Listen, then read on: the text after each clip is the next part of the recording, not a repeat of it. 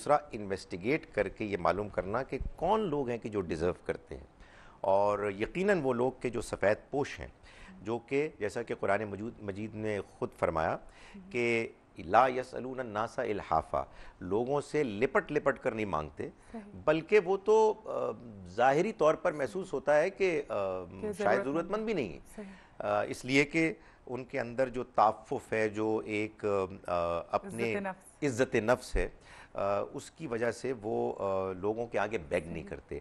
लेकिन जिनकी ज़िम्मेदारी है कि वो ख़र्च करें, उन्हें चाहिए कि वो इस बारे में भी इन्वेस्टिगेट करें, जानने की कोशिश करें कि कौन लोग हैं कि जो डिज़र्व करते हैं उनके आसपास में। सबसे इम्पॉर्टेंट वो लोग हैं कि जो आपके करीबी रिश्तेदार हैं, सबसे इम्पॉर्टेंट वो लोग हैं कि जो आपके हमसाए हैं, ये वो लोग हैं कि जिनका हक़ आप पर सबसे ज़्यादा है।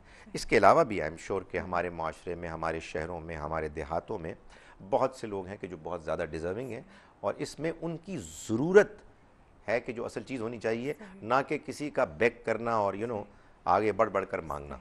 बहुत खूबसूरत बात है कि आप मुझे एक बात ये बताइएगा कि जब बात हो रही है मुस्तहकीन की, तो आपने देखा इतने स्ट्रीट बैगर्स हैं कि आप घर से बाहर निकलें चिपक जाते हैं गाड़ियों से आके और तंग कर देते हैं। 24 घंटे उनका काम होता है कि जी वो बैगिंग कर रहे होते हैं, मांग रहे होते हैं पैसे। अच्छा, इस हवाले से हम बात करते हैं। ये क्वेश्चन मैं आपसे पूछती हूँ, पहले मैं कॉलर, मैं नहीं चाह रही कि वो नाराज हो जाए हमारे कॉलर। जी अस्सलाम वालेकुम। हेलो जी अस्सलाम वालेकुम। वालेकुम सलाम व रहमतुल्लाहि व बरकातहू। कौन है हमारे साथ? अस्सलाम वालेकुम डॉक्टर साहब। वालेकुम अस्सलाम। सवाल करना डॉक्टर साहब, ये जो लोग हैं नहीं, जैसा ये हराम का कमाई करता है कोई, उस पर तो ज़कात जायज नहीं है।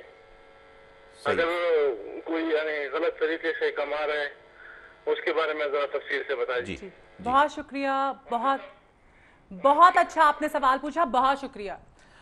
ये बड़ा इम्पोर्टेंट पहलू है कि हमारे यहाँ बाज़ लोगों का ये ख्याल है कि नाजायज़ काम करके, हराम कमा के कुछ माल अल्लाह की राह में ख़र्च कर देंगे तो वो माल जायज़ हो जाएगा। ये हरगिज़ ठीक बात नहीं है। जो माल जानबूझकर हराम तरीक़े से कमाया गया है, झूठ बोल के, धोखा दे के, ज़्यादती करके, रिश्वत हो, सूद हो, वो किसी सूरत भी अल्लाह की राह में ख़र्च करके पाक नहीं हो सकता। ये उसका एक पहलू है। दूसरा पहलू ये है कि कोई शख्स इस तरह का माल ख़र्च करके किसी को दे रहा है, तो लेने वाले की कोई ज़िम्मेदारी नहीं है। उसकी वजह यह है कि लेने वाला तो दर हकीकत किसी शख्स की अपने तौर पर एक दीनी ज़िम्मेदारी को पूरा करने के अमल का नतीजा है कि जिसको रिसीव कर रहा है। तो किसी गरीब आदमी के ऊपर ये पाबंदी और ज़िम्मेदारी आयद नहीं करनी चाहिए कि वो वसूल करते वक्त ये भी इन्वेस्टिगेट करे कि देने वाला आखिर कहाँ से दे रहा है। लेकिन वो जो दे रहा है वो अपने जहन से उस गलत फहमी को दूर कर दे कि उसके हराम कमाई का कोई हिस्सा भी अल्लाह की राह में खर्च करने से उसकी हराम कमाई जायज़ हो जाएगी। हरगिज़ नहीं, ऐसा नहीं हो सकता। और इस पे बड़े बेतहाशा कोर्ट भी हैं और इंसान को खुद ही पता होता है कि वो हलाल तरीके से कमा रहा है या हराम कमा रहा है। अच्छा, यहाँ पर हम एक और कॉल ले लेते हैं। जी अस्सलाम वालेकुम। अस्सलाम वालेकुम।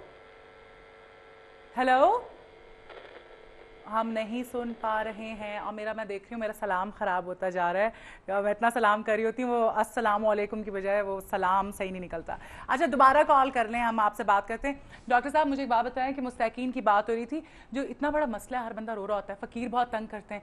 आपको लगता है वो मुस्तहक हैं जो ये फिर रहे होते हैं मांगने वाले? उनको मैं फ़कीर भी नहीं कहती, मांगने वाले जो होते हैं। देखिए, मैं आपको बताऊँ, ये लोग बहुत बड़ी आजमाइश हमारे लिए पैदा कर देते हैं, इसलिए कि एक जानिब ये बात भी है कि मांगने वाले को ठुकराना नहीं चाहिए, दूसरी जानिब ये भी है कि हमें किसी के बारे में बदज़नी नहीं करनी चाहिए, तीसरी जानिब ये भी है कि जब भी ये लोग करीब आते हैं तो ख्याल ही होता है कि इनको दे के आप इनको और प्रोफेशनल बेगर्स बनाने में शरीक होंगे।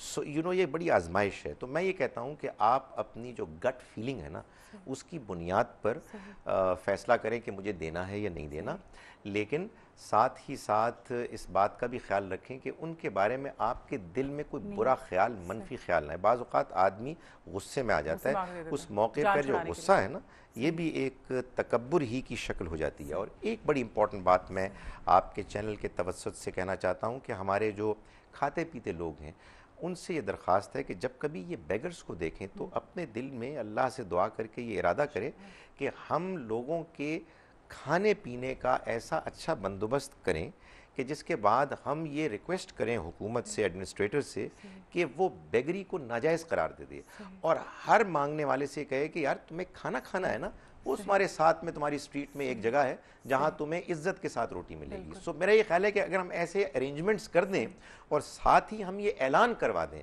कि हमारे मुल्क में अब बेगरी नाजायज़ है, तो उम्मीद है इंशाअल्लाह कि हुकूमत को करना पड़ेगा और वो लोग भी जो खाते पीते हैं वो अरेंजमेंट करें इस तरह। सही, डॉक्टर साहब इतने तेज हैं मांगने वाले कि अगर आप उनको ऑफर करेंगे कि चलो मैं रोटी, कहेंगे जी रोटी खानी है, अगर आप उनको रोटी ऑफर करेंगे तो कहेंगे नहीं, भाग जाएंगे कि जी पैसे दें। मैं आपको बताऊं, असल में देखें हम लोग क्यों गिल्टी फील करते हैं कि बंदा कहता है मैं भूखा हूं, तो आदमी कहता है यार फिर तो पैसे देने चाहिए, लेकिन आपको अगर इत्मीनान हो कि ये इसकी भूख को मिटाने का तो एक बड़ा सही एडिक्वेट बंदोबस्त है मौजूद, तो फिर आप गिल्टी फील नहीं करेंगे और जो पैसे आपने उसको देने अब आप उस इदारे को देंगे।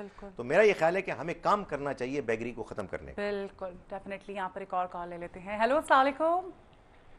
हेलो अस्सलाम वालेकुम जी, कौन है हमारे साथ? वालेकुम अस्सलाम व रहमतुल्लाह। कौन है हमारे? बात कर रहा हूँ जी, सऊदी अरब से। जी फरमाइएगा। डॉक्टर साहब को सवाल पूछ रहे हैं कि रमजान शरीफ में लोग अफ्तारियाँ कराते हैं, तो इसकी अफ्तारी करने का और कराने वालों का बारे में काइंडली बता दें, और दूसरा ये कौन के जो लुटेरे हैं इनके बारे में काइंडली बता दें। अस्सलाम वालेकुम। बहुत शुक्रिया।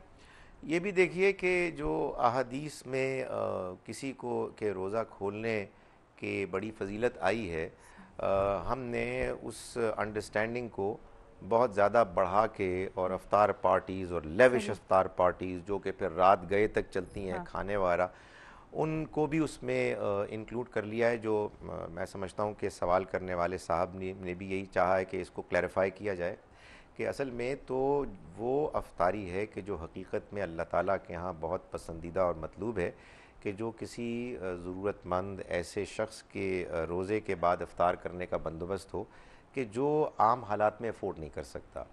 खाते पीते लोगों को बुलाते हैं, इनवाइट करते हैं। मैं ये नहीं कहता कि ये बिल्कुल गलत है, लेकिन इसमें जो लेविश एक्सपेंडिचर है, और अब ख़ास तौर पर आजकल जो हमारे बड़े शहर हैं उसमें तो आप ये देखिए कि आने जाने में इतना टाइम लगता है। ये महीना इबादत का महीना है, ये महीना सब्र का महीना है, ये महीना असल में अल्लाह के साथ ताल्लुक़ कायम करने का महीना है, ना कि पार्टियों का महीना है और रेस्टोरेंट्स में गहमी का महीना है। सो मेरा ख्याल है कि इसमें भी एक तवाज़ुन और बैलेंस होना चाहिए। ये हरगिज़ मतलब नहीं है कि आदमी दीन को इतना सख्त कर दे और रमज़ान के माहौल को इतना टेंस और बोरिंग बना दे कि लोगों के लिए बिल्कुल कोई दिलचस्पी ना हो। लेकिन बहरहाल हमारे दीन में जो असल हुस्न है ना, वो बैलेंस और तवाज़ुन में है। सो हमको बैलेंस मेंटेन करना चाहिए, कुछ भी करें।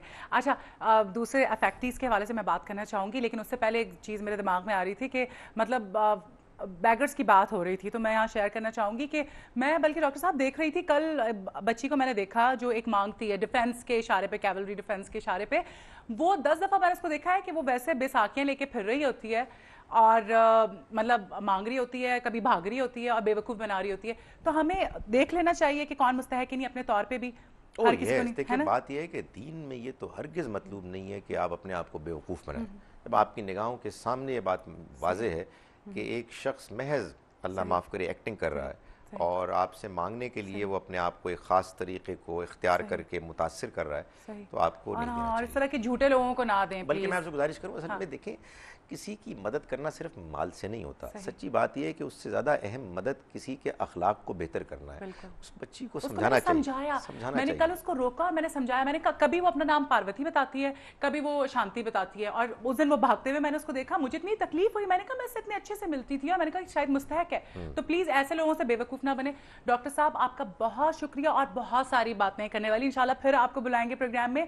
और डॉक्टर साहब के प्रोग्राम के बारे से मैं आपको बता दूं कि डॉक्टर साहब का प्रोग्राम रमज़ान के लिए आ रहा है, इस्लाम और असर हाजिर, जरूर देखिएगा। 4:30 से 5:30 बजे तक चलेगा डॉक्टर साहब, इंशाल्लाह। ठीक है, और आप लोग हमें अपना फीडबैक भी दीजिएगा, बताइएगा कि आज का प्रोग्राम आपको कैसा लगा। और कल आपसे इंशाल्लाह मुलाकात होगी। यहाँ पर हम जो है प्रोग्राम खत्म करेंगे। और जो टनॉश ग्रिल के हवाले से बताती चलूँ कि जो हमें कॉलर ने जवाब दिया था वो बिल्कुल दुरुस्त था। गुलबर्ग 2 और मिनी मार्केट में टनॉश ग्रिल है, आपको आपका वाउचर जरूर मिल जाएगा। अपना सब बहुत ख्याल रखिएगा, कल आपसे मुलाकात होगी। खुदा हाफिज।